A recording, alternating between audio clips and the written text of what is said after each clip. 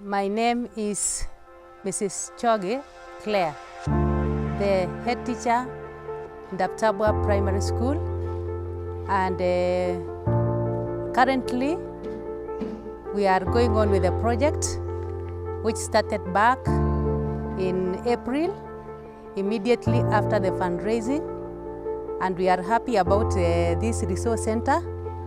It started well. The foundation was laid very nicely. Whatever it was put underground, we are happy about it. Up to the level where it is now, we are happy about the engineer, about the contractor, and the donors who have given us the resources. As a community and as the institution, we are happy. Kwa majina ni Wenceslas Meli. Mimi ni mkaaji wa hii area. Furahia hii mpango, hii project ilianzishwa hapa. Sisi kama wakaaji wa hapa tunafurahia hii Oakville Foundation. Tunatumai ikamilike kwa wakati ufaao, ndo watu wa hii area wafaidike na watu wengine kutoka mbalimbali wafaidike na wafurahia hii nini ilianzishwa hapa. Kwa majina ni Claire Choge, mkaaji wa kijiji. Tumefurahia kwa hii Oakville Foundation.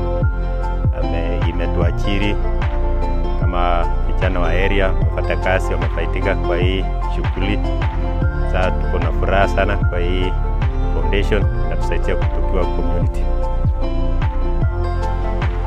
My name is Teacher of St.Patrick Ndaptabwa. I am the program administrator of the Oakville Foundation.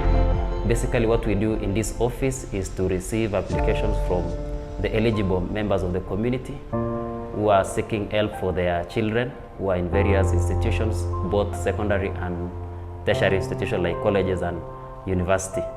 Once we receive the applications, we process them, and for those who are eligible, we induct them into the program.